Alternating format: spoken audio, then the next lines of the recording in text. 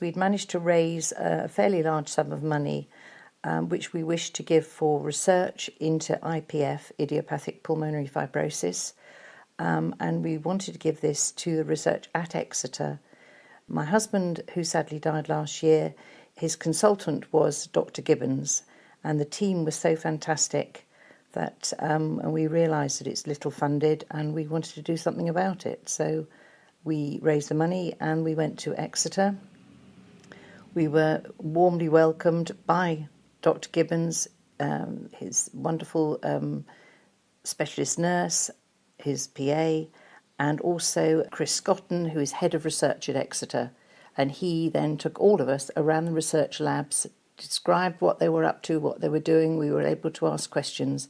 So it was a wonderful, wonderful experience to talk to the team that are dealing with this horrible disease. Research is desperately needed into idiopathic pulmonary fibrosis. It is little known. We desperately need more research into idiopathic pulmonary fibrosis. It is poorly funded at the moment, so we need to up the profile and get more funding if possible. Idiopathic pulmonary fibrosis, there are more deaths from that in the UK. There's 1% of deaths in the UK every year from pulmonary fibrosis, far more than leukemia and more than road death accidents. Idiopathic pulmonary fibrosis, IPF, causes a build-up of scarring in the lungs, causing them to become stiffer and making it difficult to breathe. More than 30,000 people in the UK are known to have IPF, and it is responsible for 1% of all deaths in the country. However, there's currently no cure and treatments are very limited. Further research is therefore critical for accelerating drug development and improving patient outcome. In my husband's case, Bob was diagnosed. He had a very quick deterioration, which was horrific to watch. From being a fairly fit man, his breathing became more and more laboured, and he went from being having a good life in a very short space of time, about 18 months, and into needing full-time care.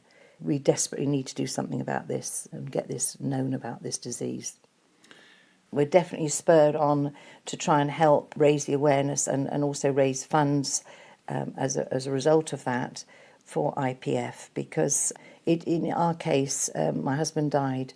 The deterioration was so quick. That's not always the case, I'll hasten to add. Sometimes it lasts for several years. When I first heard that Bob had been diagnosed with IPF, I Googled it, and it said life expectancy less than 5 years. I was horrified, naturally. I didn't want to know any more, so I closed down the computer. It is a horrible, horrible disease. It is very difficult to live with. It's horrible for the patient. The patient finds difficulty in breathing, and as a result, in Bob's case, it became so difficult to move from one place to another because he was so breathless that he used to have frequent anxiety attacks, frequent panic attacks. This was so out of character. He was a very sensible, fun-loving, if that makes sense, a broadcast chartered engineer, and to go from leading this wonderful normal life into somebody who was having frequent panic and anxiety attacks, it was frightening. It was very hard for me. It was very, very hard for the family. Luckily, I have a wonderful family and I have wonderful friends locally and further afield who gave support to us all.